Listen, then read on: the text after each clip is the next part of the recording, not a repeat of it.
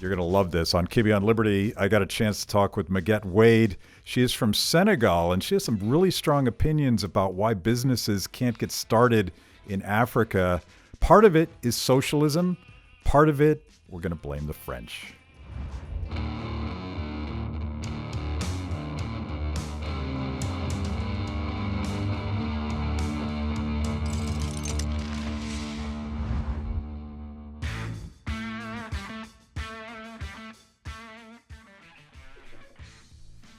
So this is kind of it's an exciting moment for me. I've been watching you and your speeches. I think the first time was in Austin. You were speaking at one of these.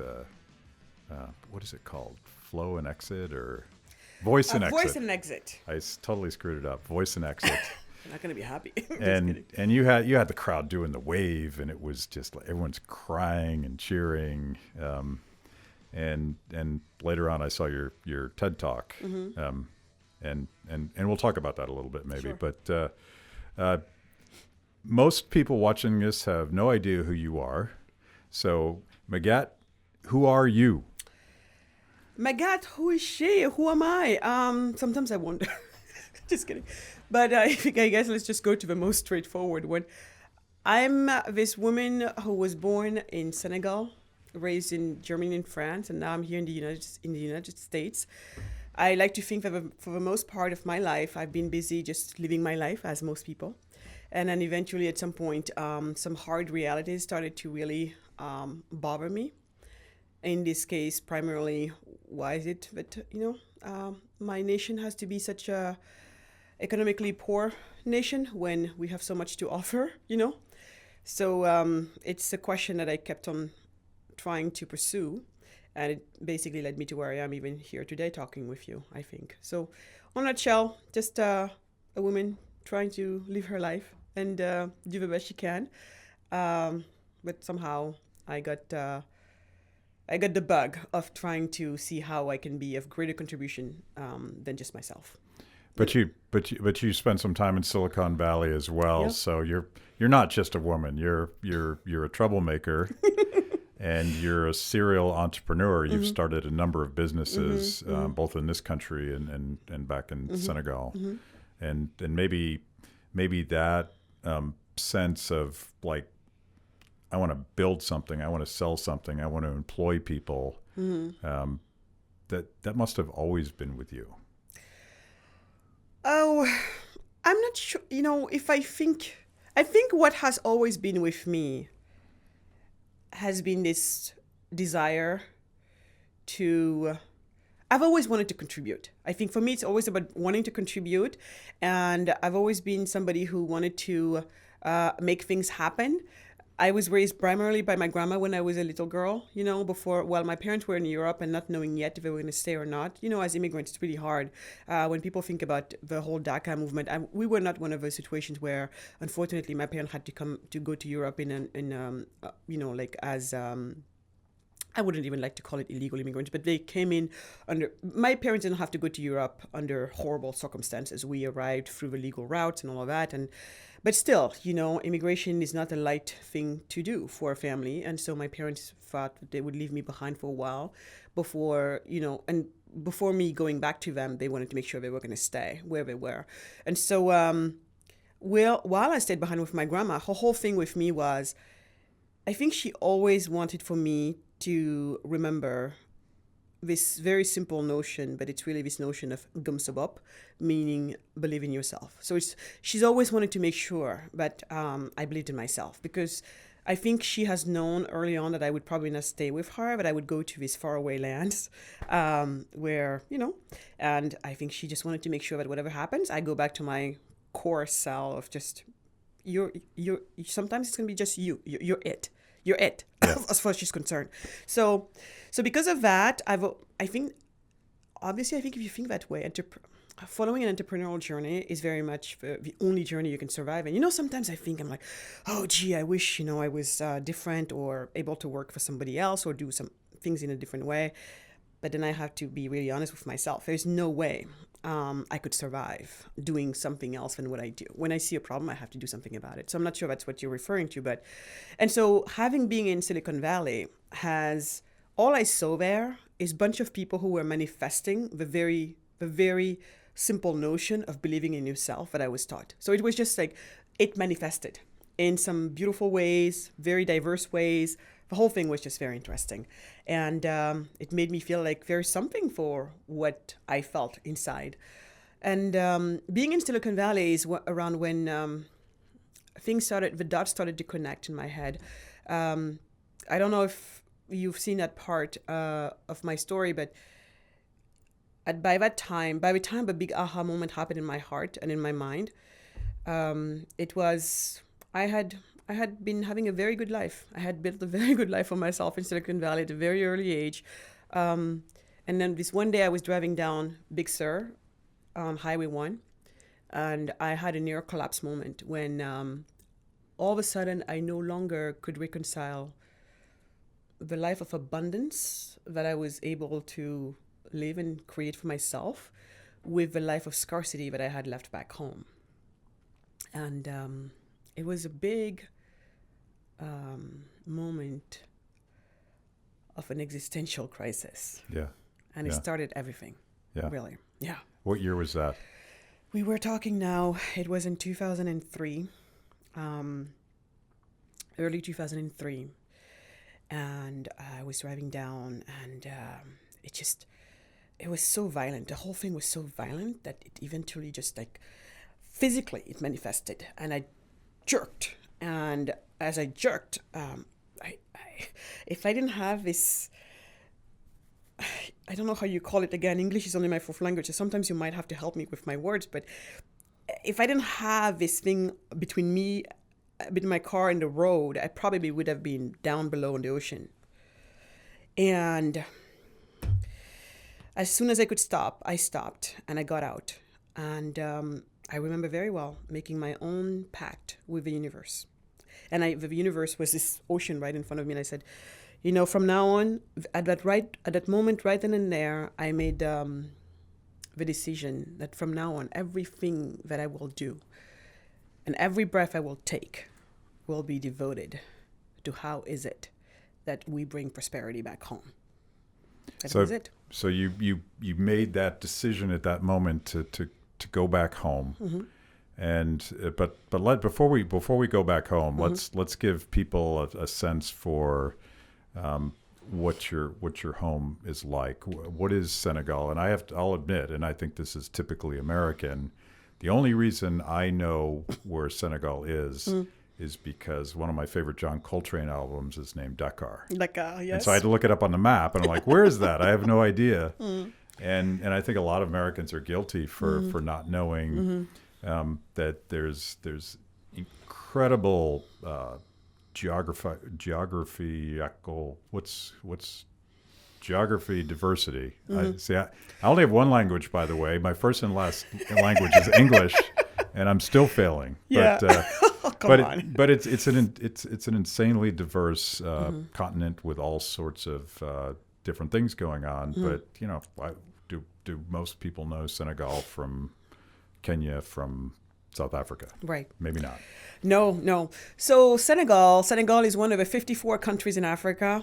Some people, depending on if you count, sometimes it could be counted as 55 countries, but most of the time we go for 54 countries. So Senegal is one of those 54 countries, and we are on the most western continental point of the continent. So meaning if you're standing in New York and you're looking across and you can see the other side, then my country is Dakar is actually the first continental part of Africa that you see, because we're literally right there on the ocean at the tip. Yeah. So that's where Dakar is. And for those and beyond there, just think when Africa does this, we're right in the middle of that coming out. Yeah. So that's pretty much where we are. The far west. Even far west. So we're not necessarily a tropical in the sense that some people think, oh, equatorial, like that type of very muggy. No, Senegal is actually, if you look at all the climates of the world, they will put it in the same color as they put Honolulu. See, people don't know that. Yeah. My country is 7.5 hours away from New York, direct flight. You take off from New York at 10 p.m. Next day at 10 a.m. you're in my country, having to deal with less jet lag than you have trying to go to Paris, or So it's very, very easy flight. So we're like neighbors. We're like neighbors. Like neighbors. My country has an amazingly long, coastline, beautiful beaches, with an ocean that has some of the biggest variety of fish that you can think of. It's pretty amazing. Go deep sea fishing. It's pretty amazing. Some people, you can surf, you can swim. Also, beyond the natural beauty of it, you also have the beauty of the people. And I don't say that simply because of my people. These are amazing people. Why do I call them so amazing? We share a lot of, I think people everywhere are very resourceful. But when you have to deal with, when it feels like everything is so much against you, people then build this type of resilience that I think you get to see. I think the other beauty is that I see back home, I get to see the type of resilience that I think everybody has, all humans have, but back home we see it even more because we still have to struggle for it. Where, when you're here, life is a little bit easier. So you don't have to have that much resilience. We all have to be resilient. Don't get me wrong. Some of us have gotten ill. Some of us are... Resilience has to be everywhere. But back home, you just get to see it so much more often. And it just gives you such a... You get to have more often than not an appreciation for human resilience, that beauty in human resilience, that beauty in, and also this ability, this thing that you see all around of people who are not waiting on anything. Just every day, the task to be done is to survive and to make it. And they do that. And the other thing I love so much about us is no complaint. No complaint. No complaint. It's just... Yep, this is what we have to do, darn it. Sometimes it's not very fair, the cards we've been dealt with. But you know what? We're going to do it. And I see people looking happier than people on the other end that you may think have everything. And then it also makes you reconsider, what is it really to have it all? Yeah. So I do think, we have... so this is all about my people and then the music. Dakar, and I hope you get to go someday. And it's not just about the drumming that people think, oh, African music is drumming. No, there's some really interesting, sophisticated type of music coming from obviously from where we are. I don't know if you know of Youssou N'Dour, very yes. And yes, and so even in Black Panther, one of the music that made them win also comes from my country, Baba Mal. So we have a really rich musical and cultural background, and on top of that also add the Sufism. Us Senegalese are Sufis. We're a Sufi nation, and the Sufis are Sufism is the mystical branch of Islam, and what we observe is that what the Sufis are known for is their attachment to love, peace, and tolerance, and so much that oftentimes some people feel like, when you come to my country, you have a hard time believing that we're a Muslim country because we, in a way, kill all your stereotypes of what you think being Muslim is. And so that's I was reading one of your blogs, and it's 90+%. Yes, Muslim, we're 95% right? Muslim and 5% Catholic. And in my country, you see cemeteries where Catholics are buried right next to Catholics. Muslims are being buried right next to Catholics, and they share the same cemeteries. When we're building a mosque, our Catholic friends come to help. When our Catholic friends are building a mosque, the Muslim friends go to help. In every single family, you have both being in the same family. The two religions are in almost every family. distant, close, it doesn't matter. So is it your current president that's Christian? You said on your blog that you had elected a Christian president. Yeah, our first president after the independence of Senegal is Christian, and then after him, that's another thing too. We've had alternates all the time. That's another thing where Senegal, along with Botswana, is one of the 2 countries in Africa that never had a coup and never had a civil war. So when I talk to you about that commitment we have towards peace, love and tolerance, it's real. It's really real. So the first president was this Christian president in a 95% Muslim country, and nobody has a problem with that. We don't have a problem with that. I don't have a problem with that.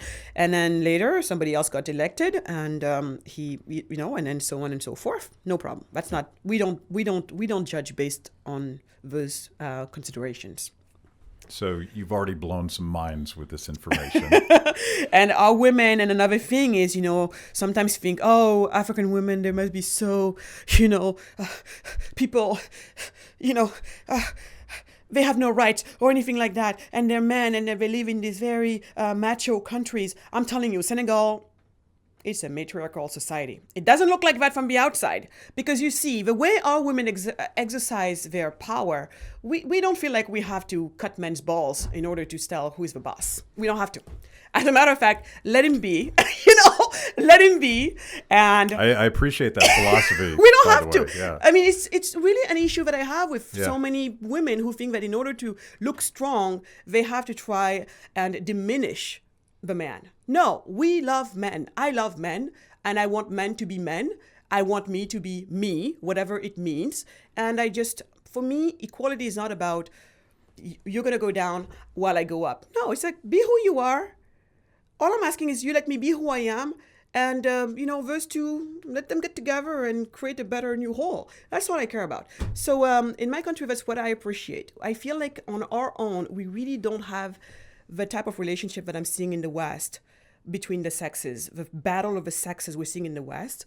Oftentimes, I don't find that healthy in the way it's being fixed. It's been treated. So I feel like actually I would call a lot of, Western women to come to Senegal so that we can share a thing or two with them when it comes to, couples harmony and happiness. I think we could use some help on understanding the difference between real empowering feminism and some of the things that we're doing in this country today. Very much.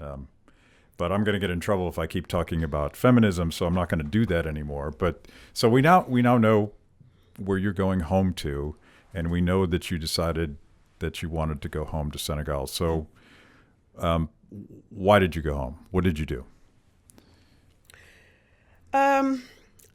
I have to say I've always been going back and forth home, but it was more like I go for the holidays or for vacation and I come back.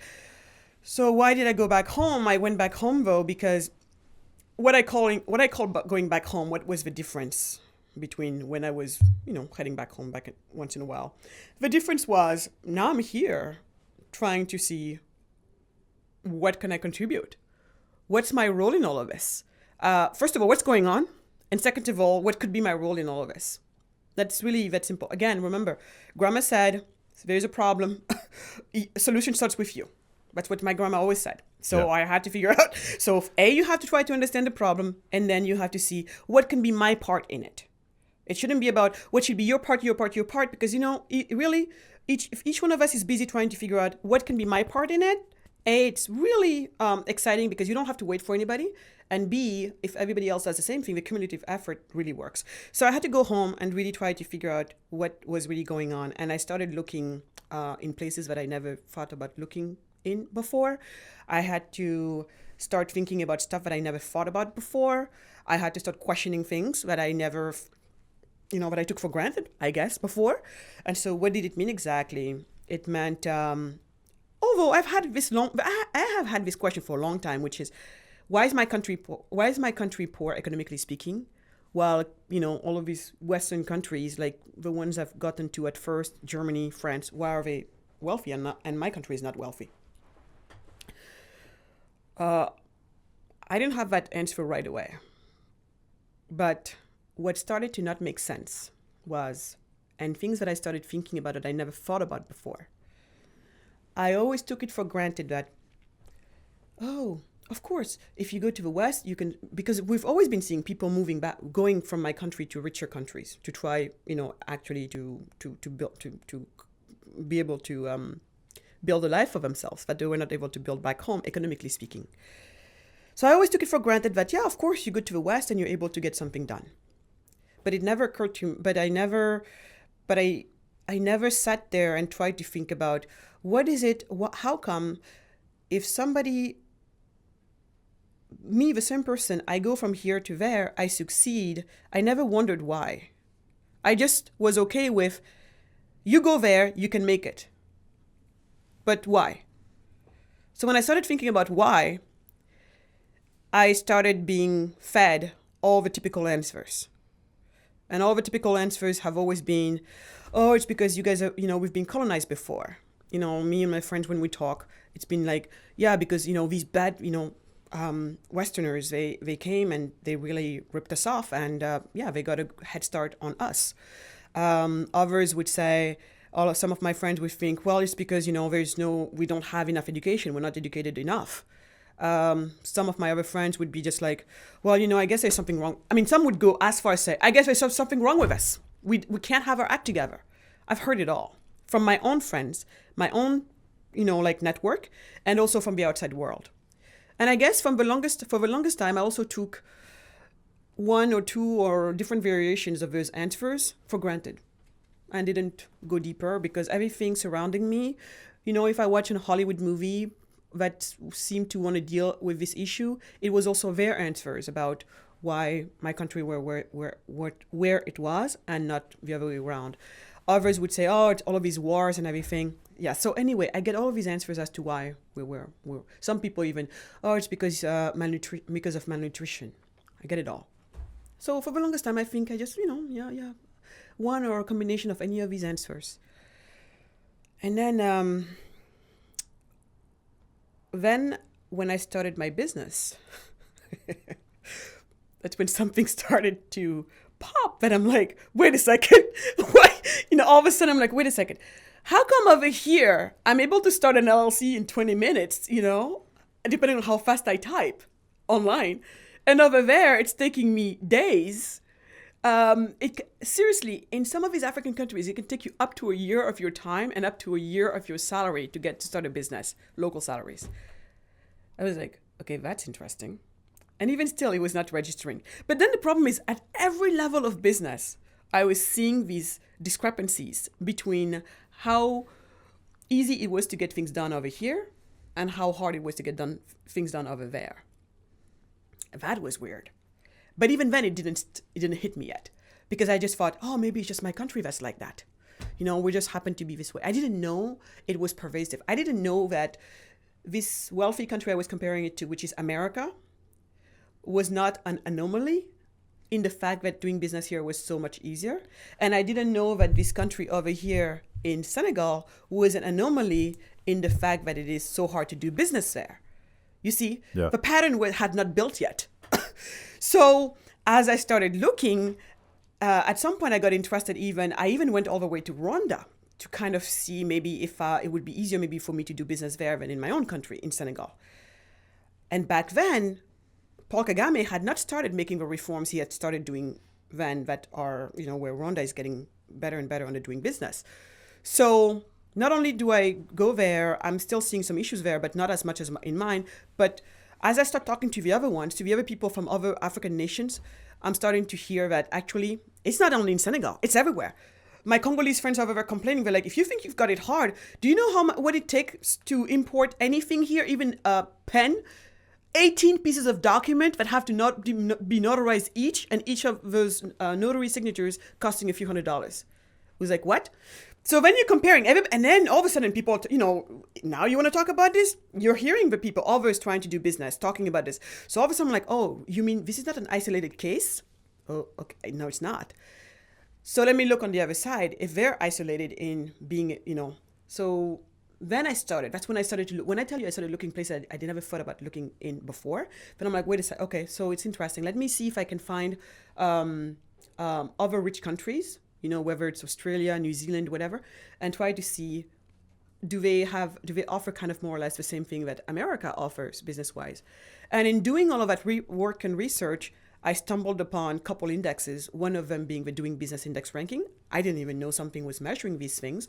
I had a little bit of help in finding those, though, with somebody I live with. And then there's this other index, the Fraser Economic Freedom Index. And in a way, now all of a sudden, in front of me, I had, in numbers, the very things that I've been living and that I have been discovering by just talking to others, looking at my own case. And then what did I see? I saw that the strong correlation between the fact that in these countries that are poor, they all seem to have in common the fact that it's near impossible for their entrepreneurs, could be and would be entrepreneurs, to start a legal business. Because don't take me wrong, there are a lot of businesses in my country. But do you know that in Senegal, at least more than 90% of all businesses are in the informal sector? Yeah. Well, that doesn't surprise me, but I still wonder why. What starts a culture where entrepreneurship and business and your right to sort of make a living for yourself. Mm-hmm. I mean, to me, those feel like universal values. I mean, we have this phrase in the United States that America is an idea, and we argue back and forth, and some conservatives are offended by that because we think that we're somehow special. But everything your grandmother taught you, sort of sounds like a founding father, like believe in yourself, get your act together. If you don't do it, nobody's going to do it for you. And to me, those are, I would call those American values, but I also think they're human values. Like I think that's inside of everybody. So I wonder why it is that these bureaucracies and these pathways of just stifling human productivity emerge in the first place. And maybe you don't have an answer for that, but you focus very much on how do we tear those down. Yeah, I don't know how it got started for necessarily other countries, but I can tell you that for a lot of African nations, especially Francophone African nations, because if you look at Francophone African countries and you compare them to Anglophone African countries, you will see that actually the Anglophone countries are doing much better than the Francophone countries. Why? Because my country was a French colony until when it got its independence. By the way, I love blaming the French. Well, in this case, they deserve it. Yeah, they deserve it. I can say whatever I want about the French. I happen to be French as well. I'm just kidding. Yeah. It's true. I am. But they deserve it. I am all about facts because what happened in my particular country is we've been colonized by France. Before that was pure slavery. Before that, we were on our own and doing our own thing. But anyway, so slavery, colonialism, and then independence. And I say independence because it's still to be debated how much independence we still have. So we got our independence, but the problem is most of our constitution has been copied on and modeled after the French Constitution. Nobody ever thought about looking into it. Would you flip if I told you that, for example, okay, let me tell you this crazy stuff. In Senegal, when you want to have an employee of any kind in any industry, every single industry has a convention with the state. So if I'm going to hire somebody, or I should say any type of industry, and also line of work has a convention, like per industry within line of work. So let's say I'm going to hire somebody to be a salesperson. So they're going to call that, they're going to first look at, they're going to look at first which industry you're evolving in. Are you a manufacturing? Are you pure commerce? Are you this? Are you that? Let's take the commerce one. If they decide that you belong to the commerce one because you're even if you're manufacturing, you're still selling and buying and selling. So the commerce one, there's a convention of commerce with the state of Senegal. What does that mean? It means that if Magatte, being in the commerce industry, wants to hire Matt as her sales rep, And she needs to be very careful. Is she going to call him sales rep, or is she going to call him account manager, or is she going to call him sales manager? Because based on the title I even give you, there is a price, basically a minimum. The minimum wage that goes with that is going to be different from if I had called you an account manager or a sales director, or maybe an account clerk. So you're like supporting the account manager. You belong somewhere. And then, Matt happens to have a PhD in physics. He doesn't need it here at all, but he has a PhD in physics, or he has a PhD in English. Mind you, we don't need English here. We don't, whatever. Oh, but he's got a PhD. So the price, it goes all the way up. And every industry has a convention with the state like that. So you see all of a sudden how it is impossible for you and I, Matt, to say, hey, your education has nothing to do with what we need here, but you happen to be free and you need a job. You're sitting home doing nothing. I want to get into contract with you. We can't. And guess what? And then my friend asks, who came up with this? What is this? Would you flip if I told you that this convention is dated from 1957, even before the independence? Isn't that insane? So when you ask me, where did it all start for us? I think we really got started on these policies that make no sense from the French ways of doing things. Yeah. And as we all know, economically speaking, it's not really the best way. And so what happens is we were then left with, after the independence, we were left with this mentality of the welfare state that is so prevalent in France. Yet our countries have not really built up. And so we got ourselves into this situation where, okay, we're very much at the end of, the colonialism. They left behind more or less socialist philosophies and ideologies, all the way to a president that doesn't even believe in maths and physics. Our president didn't believe in STEM. It was all about literature and all of that good stuff, French and okay. So that's what we were left with, and the mentality of a welfare state in a way.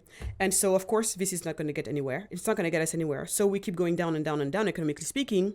In the meantime, the rest of the world is looking at this and being like, we need to send them aid money, so foreign aid. So between having this very kind of more or less socialist, the first president was socialist, by the way. So we're being ran by socialist ideas that are really not pro-business.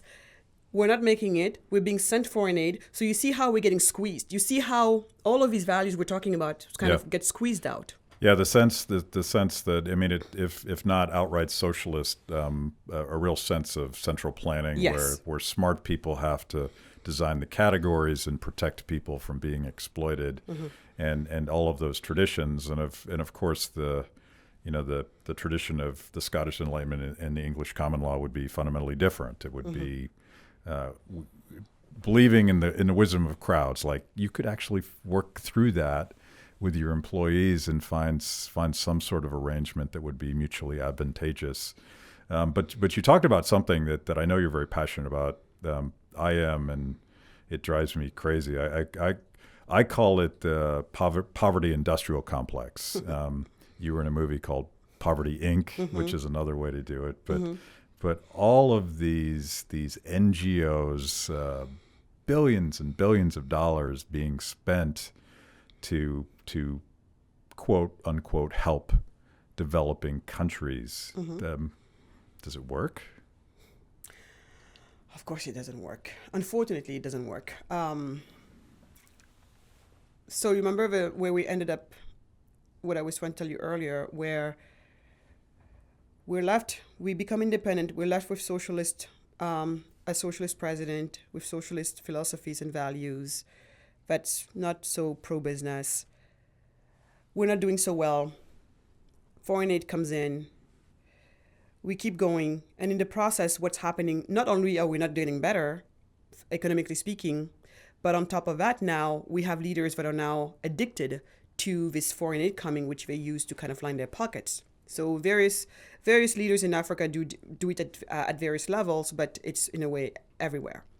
So, and at the same time, while that's all happening, you have this industrial this complex that's being built around aid, and the aid industry.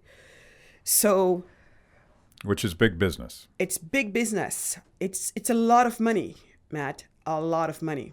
Anybody wants to see how crazy this is, just again go back to Poverty Inc. Of course, it doesn't work. And I've always wanted to say, to me, it's just put two and two together. These type of industries, this is a typical industry where basically doing your job properly, if you do your job properly, you kick yourself out of work.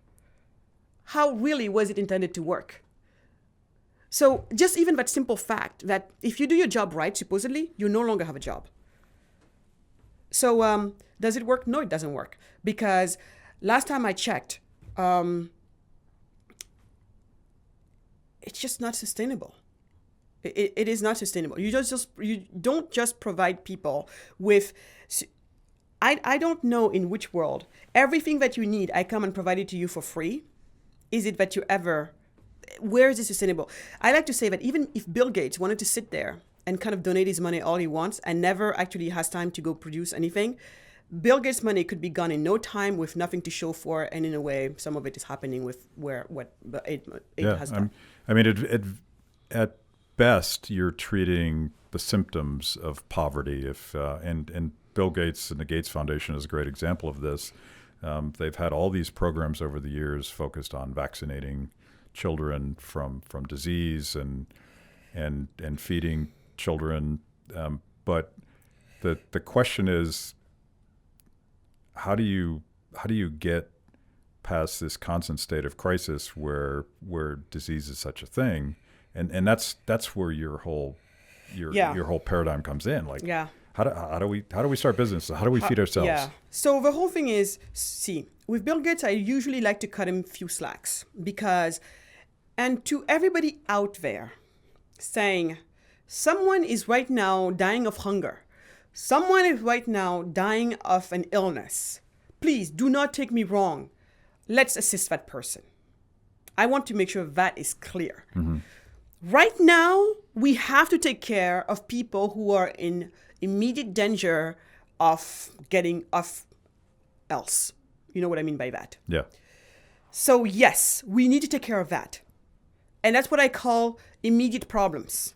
And they are a little bit everywhere. I get it.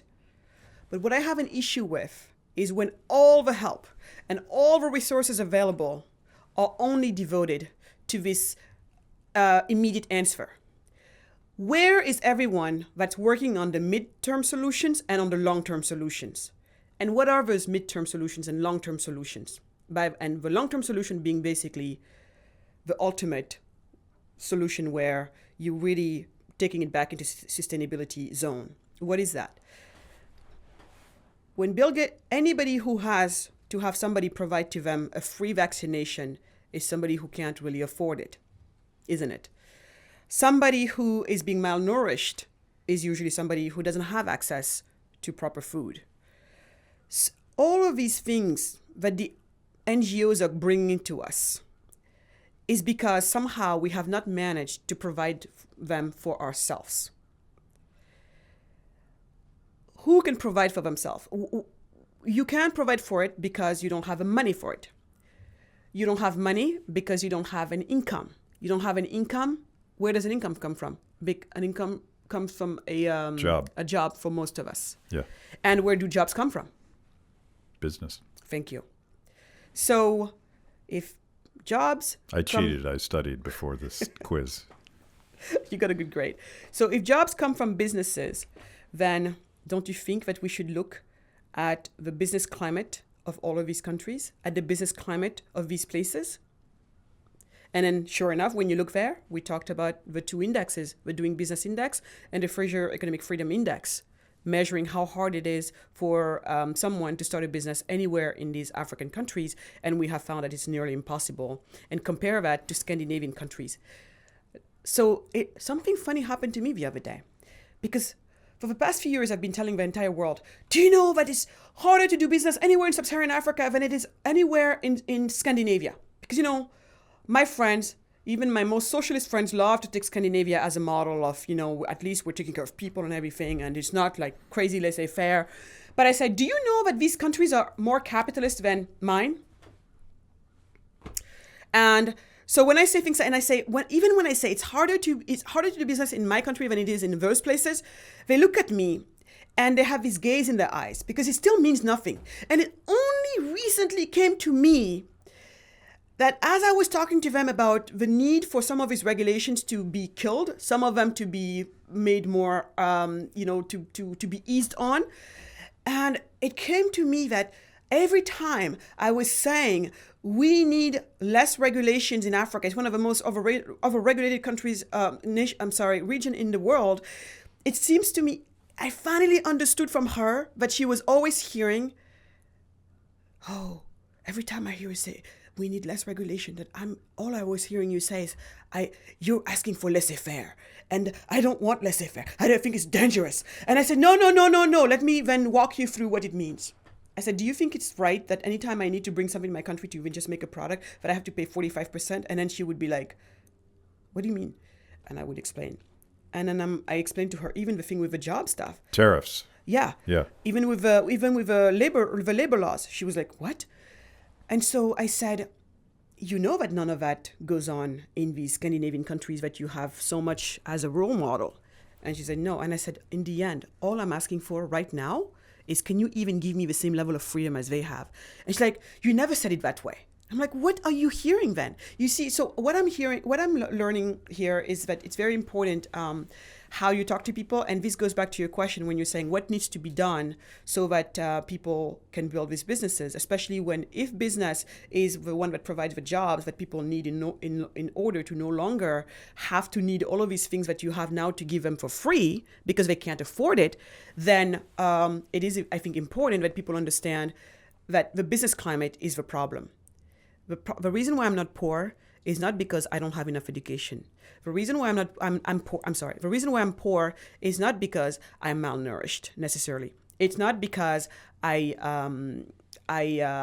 some people even think we have low IQ, but Black people, Africans have low IQ. It hurts me to no end, but some people literally, sincerely, and honestly think that. So people are coming up with all types of silly reasons as to why we're poor, and in conjunction all of which are horribly patronizing. It really is. And I think this is another thing that most of the world doesn't understand too. When, as a group of people, you have been, categorized in a certain way for so long, I have to say that some of us have come to believe that there is something really sincerely indeed wrong with them. Others can look at you with a straight face, thinking that you bunch of... I was giving a talk at a school, and I will preserve them because they've been really good to me, one of the Ivy League schools. And one of the students, after I made this type of presentation, in so many words, basically, her case was, well, in a way, without all of this intervention, Africans would still be hacking each other. Wow. Yeah. In so many words, that's pretty much what was coming up. And this young girl, supposedly in a mecca of knowledge, this is what she felt. Well, it's that, I mean, not to go all Austrian on you, but it's what Hayek called that pretense, that arrogance, yes. that planners have. Yes. Because they don't think. Yes. They don't think you're capable. Exactly. Yeah. And it was very interesting for me, and I had a field day with it, bringing all of this to her in terms of, no, I'm going to tell you why actually my country... Did you do this publicly? Because I'm already feeling bad for her. Well, it ended up with basically her crying and saying that she didn't feel safe. And I'm like, really? You just insulted me. Yeah. And I'm not even allowed to say what I have to say on this. Eventually, it turned out very well because the other students were just like, really. So it worked out. We kind of got somewhere with that one. Yeah. But a part of me. But I think that attitude is probably pervasive. It is. Yeah. And at least she said it. Yeah. How many people don't say it? Right. How many people don't say it? Or when they say it, it always comes from this place of almost as, but we have to cut you slacks because so much happened to you guys. It's the other way in which it comes. You know, like when you never want to address the real problems because I'm not even going to go there because it's it really makes me not too happy. But in this case, it was important for me to be able to walk her through, and I even finished with, if you were born in one of these countries, I can guarantee you that you would probably be right now the daughter of somebody maybe who is just selling things in the street, and there's nothing wrong with that. But that's probably would be your outlook in life, with maybe not being able to go to school because your parents don't have the money to send you to school. I am telling you right now, there's nothing better about you than any of those people. And there's nothing worse about them than you. Your biggest luck, the draw of luck you had, was to be born in a country that gave enough economic freedom to its people to do and to create all the wealth they've created. That's the only difference right now. You won the lottery when it comes to that aspect of life. Yeah. The institutions Yes. that allows Yes. free people to Yes. succeed. Yes. And because we should not be about you winning the lottery as to where you're born in a country that has the right institutions or not. It should not be about that. So you want to talk about justice? You want to talk to me about social justice? You want to talk to me about human rights? How about we make that a human right? To make it, to level the playing field for everybody. That it no longer should be about a matter of you being lucky enough to be born here or to be born there. You want to talk about justice? That's the justice I want to talk about. You want to talk about inequality? That's the type of inequality I want to talk about, and nothing else.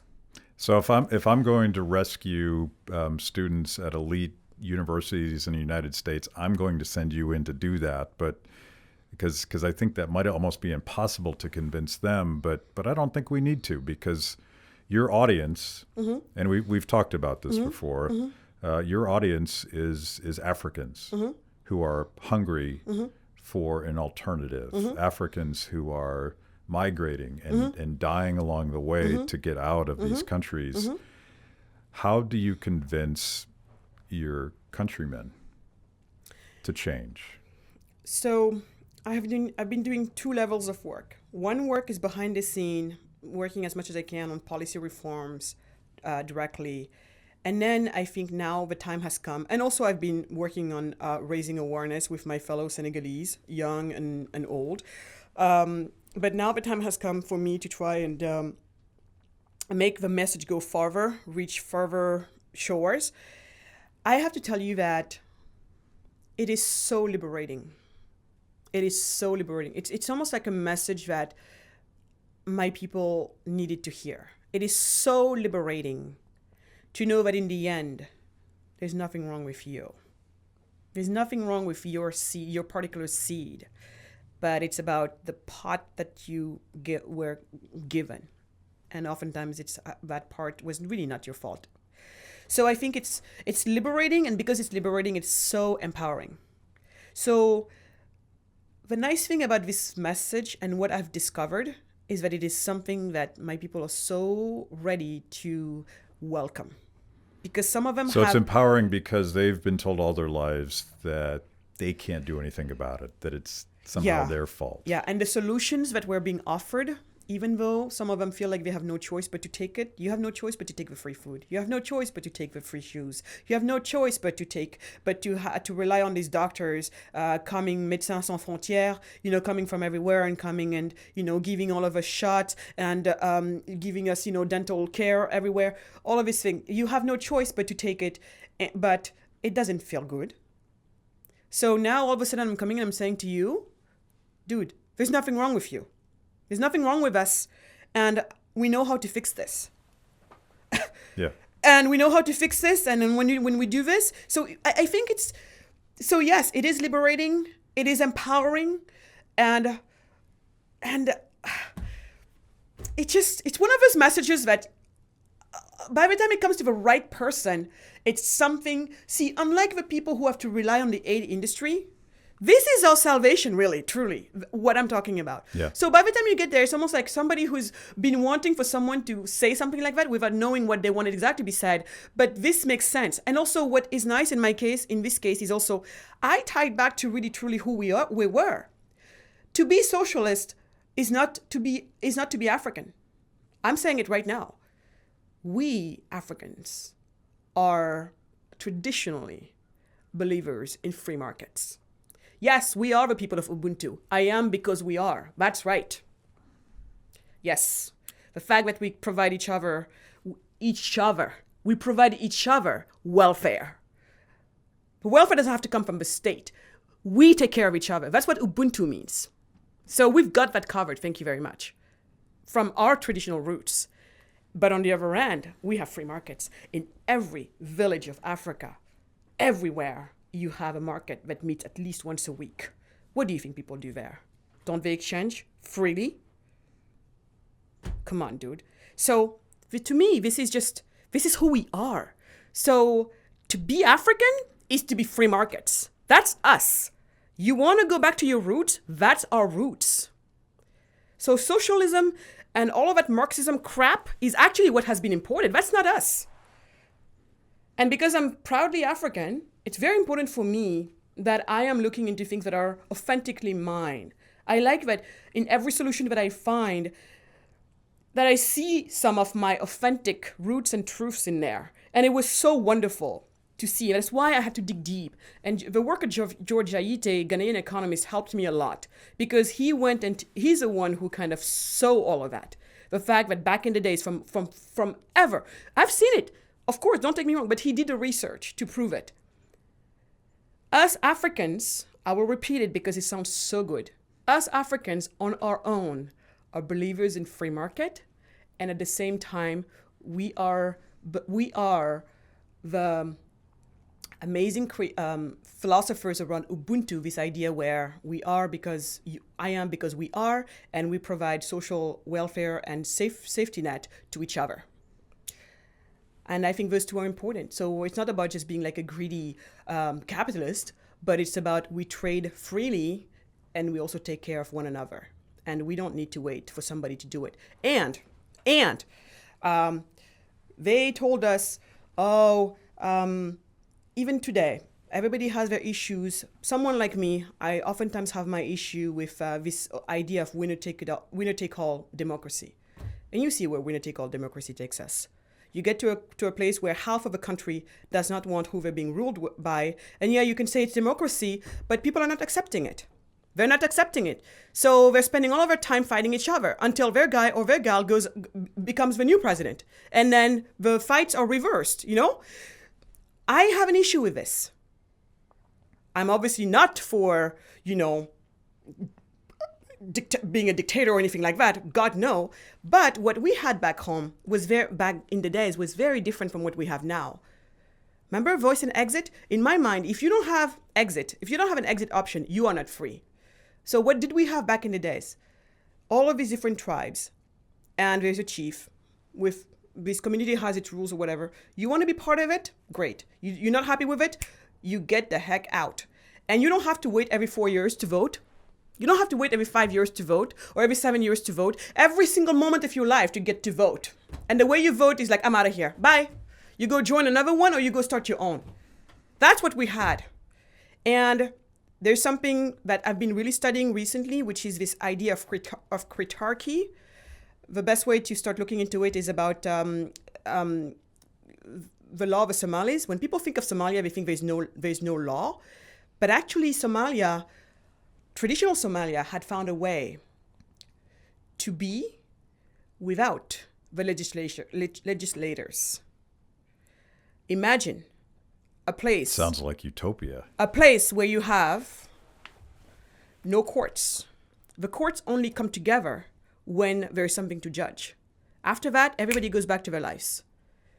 You, Terry, me, we are probably some of the judges that are allowed to be when needed. So when we have something to judge, we come on and we put our little judge thing on.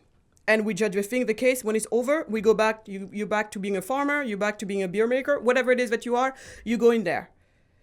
And the way it's too complicated for me to explain here. I'm just working out. There are a few issues that I need to work out on that thing, but I'm very excited about going back to that type of model. Next part of my research is going to be to see how much was it everywhere else. So I'm going to go back to my own country and see, is it something that we have been doing way back when?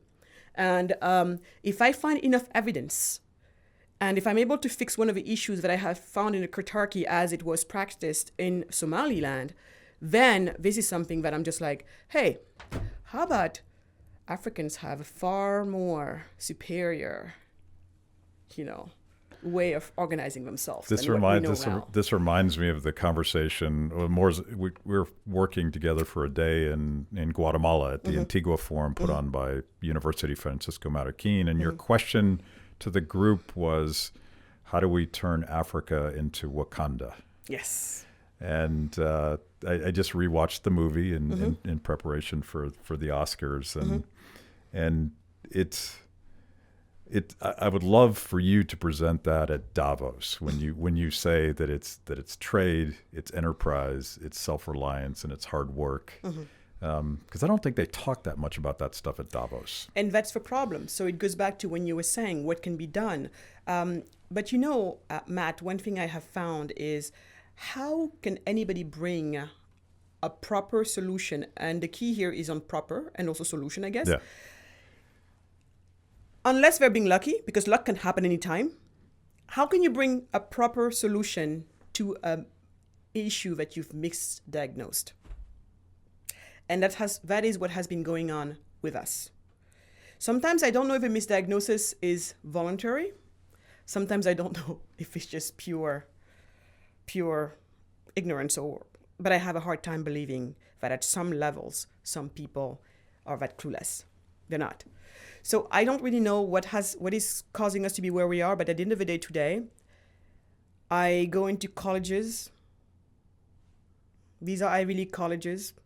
Some, even when they're not Ivy Leagues, are very reputable colleges. I talk to people who are supposed to work on this issue of poverty. I talk to people who care about this issue of poverty. And I ask them about this very simple question: why do you know why we're poor? And almost never does anybody go to this issue of the business climate in these countries. Almost no one ever. And it's been puzzling. So I'm going to ask your permission. Can I bring these guys to your country to help you tell that story? Yes. They didn't even know they were going until just now. Okay, any help we can have. And I think when you guys come there, this is also my other hope that I have. Because in bringing more and more of this message to people back home, I think what it's going to do, because I am a little bit worried right now. I think in countries like this, and we know what countries like this can bring. Anybody who sits there and says, oh, the American dream, whatever.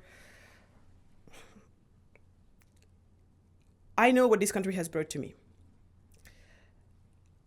I've had my issues with this country like I have my issues with any place, but I've also have my joys with this country.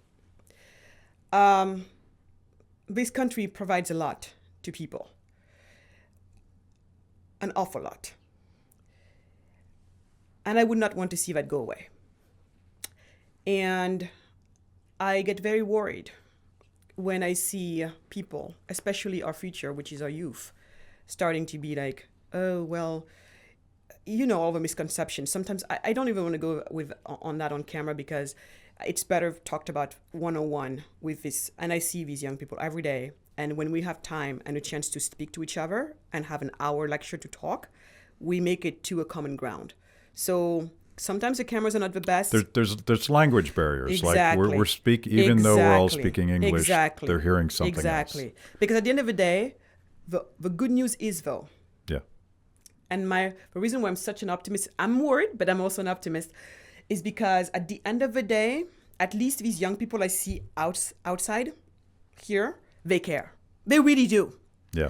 And they're not entrenched. They're willing to change their minds. And that's what's so beautiful. So that's why I'm always careful criticizing them, on camera or whatever, because at the end of the day, the work has to happen one-on-one, face-to-face. We're going to talk about this, and you're going to push back, and I'm going to push back, and we're going to see where we seem to disagree, and we're going to kind of clarify our places. And you're going to enrich me, I'm going to enrich you, and what we're going to come up with is going to be better than what we each started out with. That's what I believe in. So they're out there. So as we go to Africa, and I'm talking to my people back home, to the young people back home, and I'm seeing how they get excited about, this is so cool. Where do we start? When do we start? What do we do? Some of them being like, we should just go talk to the president. I mean, it's so funny. That's just really how it is, right? And so as they are having this excitement around it, I think it's also gonna be a little bit contagious for people back here. And so I feel like, once again, I've always said it, once again, us Africans are gonna come back to the rescue.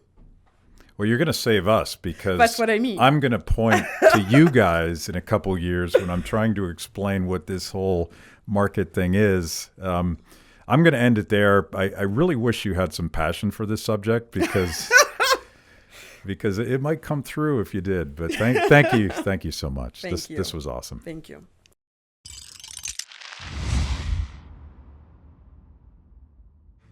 Thanks for watching Kibbe on Liberty. By now, you know this is the most important event of your week. So make sure you subscribe on YouTube. Click the little bell so you get notifications. Kibbe on Liberty, mostly honest conversations with mostly interesting people.